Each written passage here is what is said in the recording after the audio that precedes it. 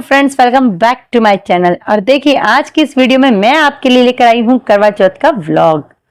चलिए स्टार्ट करते हैं अपना करवा चौथ का व्लॉग और दिखाते हैं आपको कि हमने आज पूरे दिन क्या क्या किया। अपनी मेहंदी, मेकअप, रेडी होना और उसके साथ साथ बहुत सारी चीजें क्या थी जो हमने की। चलिए स्टार्ट करते हैं। देखिए फ्रेंड्स, रात काफ़ी हो गई थी तो मैंने मेहंदी लगानी स्टार्ट की,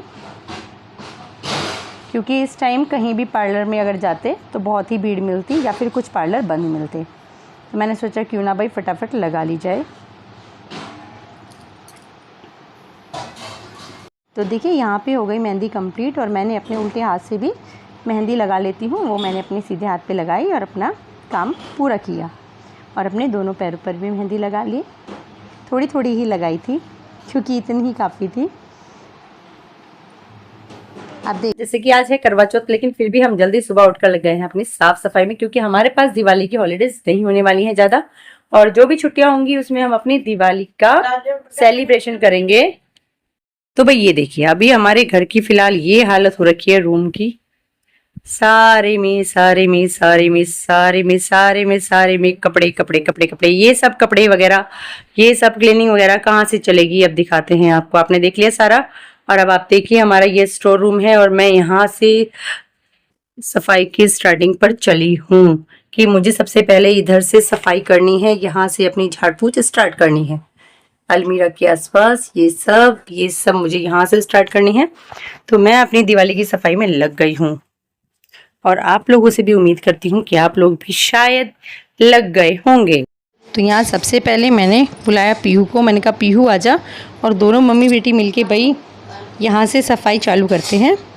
उसके बाद फटाफट से मैंने अपने पिलो कवर निकालने शुरू किए, क्योंकि मैंने सोचा कि सबसे अच्छी शुरुआत यहीं से की जाए। जितना संगवाना था यहाँ से संगवा चुके थे। और फिर अब बेडशीट भी धुलनी है, नई बेडशीट बिछानी थी आज। तो अब पीहू भी आ गई और पीहू ने मेरी हेल्प करनी इसमें स्टार्ट कर दी। छोटे छोटे हाथ है, लेकिन कितनी बार थोड़ी थोड़ी हेल्प में भी बहुत हेल्प हो जाती है पीहू की। उसके बाद हम लग गए अपने कामों में।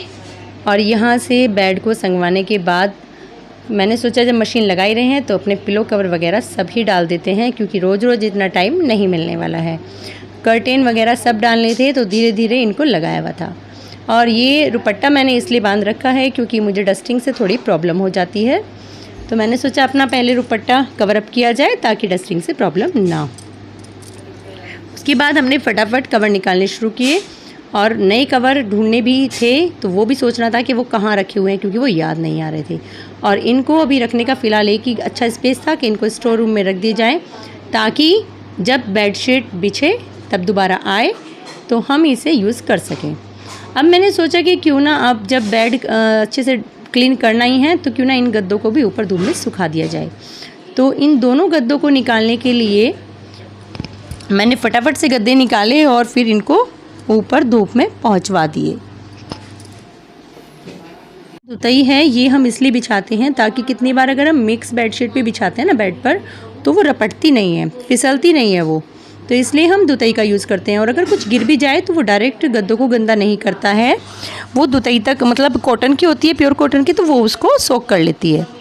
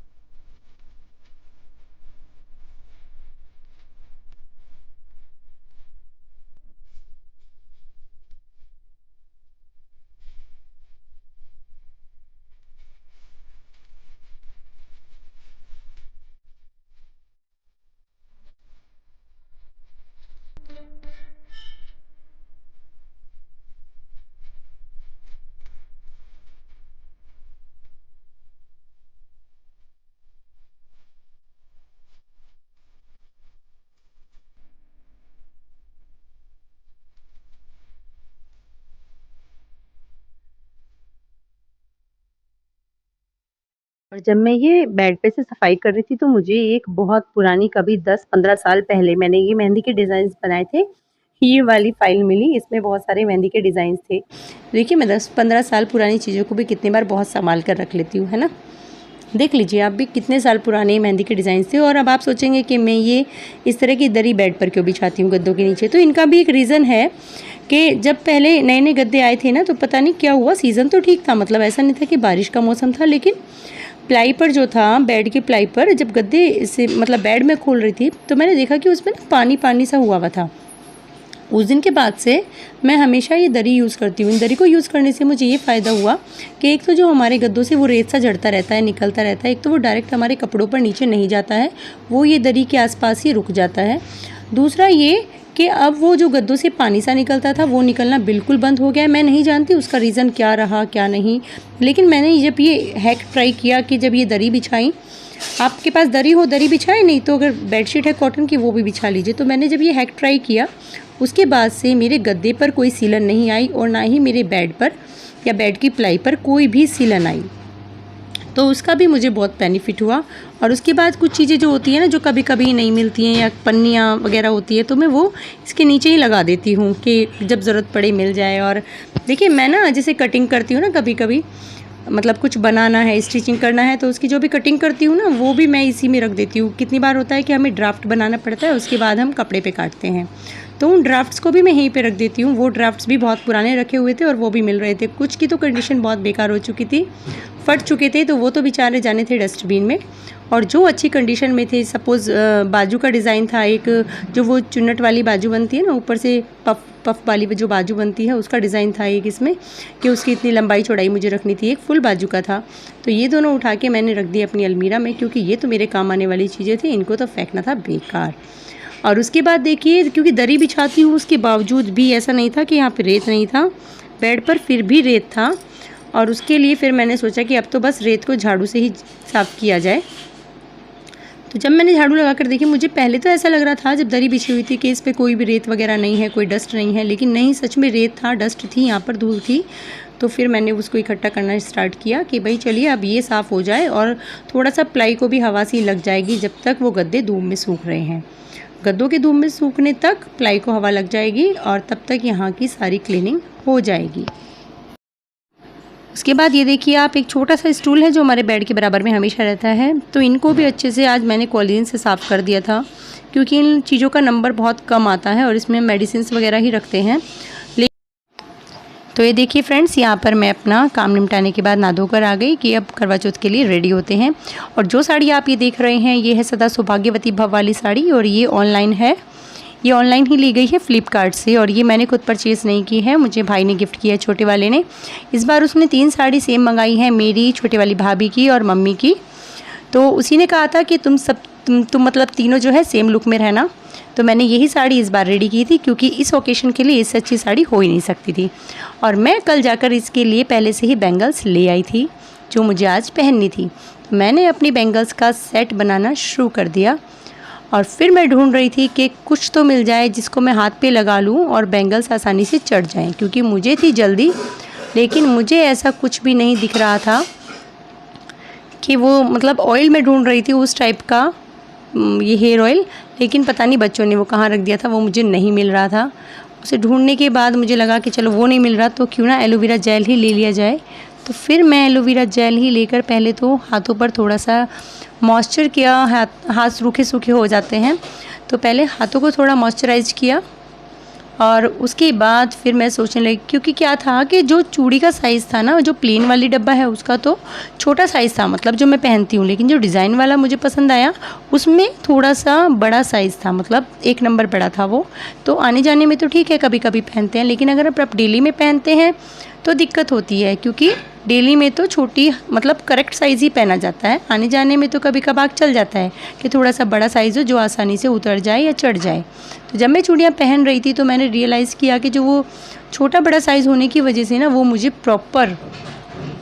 प्रॉपर तरीके से नहीं आ रही थी। मतलब जब मैं उनको पहन रही थी ना, मुझे अनकंफर्टेबल फील हो रहा था। ऐसा लग रहा था कि ये चूड़ी जो है पहनते पहनते ही जो छोटे साइज़ वाली है तो वो भी सम जाएगी, या फिर ये बड़े साइज़ वाली भी सम जाएगी। तो फिर मैंने बनाया अपनी चूड़ियों का सेट। और अब देखिएगा मैंने इसके लिए क्या टेक्निक यूज़ की कि मेरी चूड़ियाँ छोटा बड़ा साइज़ होने के बाद भी बहुत अच्छे से और बहुत जल्दी चढ़ गई। मैंने आपको सेट दिखा दिया देखो, और दोनों ही मैंने रेड ही कॉम्बिनेशन में ली हैं। बस एक पे क्या है, रेड में गोल्डन वाली जरकन है, एक जरकन वाला डब्बा था और एक प्लेन ही डब्बा था। तो जब मैं ऐसे पहन रही थी, ये देखो आप, मुझे ना अनकम्फर्टेबलनेस महसूस हो रहा था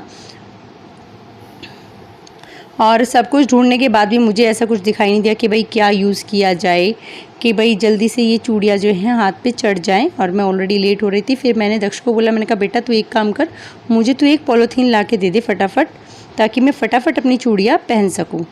और दक्ष ने मुझे तभी पॉलीथीन ला के दिया। अब आप देखिए पॉलीथीन का कमाल, ये चूड़ियाँ छोटी बड़ी होने के बावजूद ये ट्रिक बहुत काम करी और ये चूड़ियाँ बहुत स्पीडली चढ़ना स्टार्ट हो गई, और वो भी बिना किसी दिक्कत के। तो मैंने फटाफट अपनी चूड़ियाँ पहननी शुरू की। इसमें भी आपको एक चीज़ का ध्यान रखना है, जब कभी आप ऐसे चूड़ियाँ पहने, अगर छोटे साइज़ की भी चूड़ी हो ना तो आप पॉलीथीन लगाकर हाथ में पहन सकते हैं, लेकिन आपको ध्यान क्या रखना है कि आपको 4 से ज़्यादा चूड़ियाँ एक साथ नहीं पहननी है ना। 2 या 4 मतलब जोड़ा कंप्लीट करके उसी हिसाब से अपना पहने, तो आपको उसी तरीके से पहननी है। अगर आप एक साथ ज़्यादा चूड़ियाँ चढ़ाने की कोशिश करेंगे तो वो भी आपको दिक्कत करेंगी। अब ये देखिए कितनी जल्दी सारी चूड़ियाँ जो हैं पहनी गई और आराम से, कुछ भी मतलब दिक्कत ही नहीं हुई। ना ये कि ऑयल लगाओ और या क्रीम लगाओ उसके बाद उसको रिमूव करो, चिपचिपापन सा हो जाता है, तो वो भी नहीं हुआ। तो इस तरीके से मैंने अपने दोनों हाथों में फटाफट चूड़ियाँ पहन ली, ये देखिए। और अब मैं हो गई थी रेडी। अब रेडी होने के बाद देखिए मैंने आपको अपनी मेहंदी भी दिखा दी और मैं खुश हो रही थी कि चलिए अच्छी लग रही हूँ, मतलब अपनी तारीफ़ अपने आप ही कर रही हूँ। अब मैंने सोचा भाई कुछ तो कमी रह गई, कानों में तो मैं पहनना ही भूल गई। फिर मैंने अपने कानों के बदलने स्टार्ट किए और मैं ढूंढ रही थी कि इस बार कौन से पहने जाएं जो इस पर सेट रहें, मतलब इस पर सूट करे साड़ी पर। ऐसा भी तो नहीं है ना कि हम कोई से भी पहन लें और कोई से भी इस पर सूट कर जाएं। तो ओकेशन के अकॉर्डिंग और साड़ी की कलर के अकॉर्डिंग ही मुझे पहनने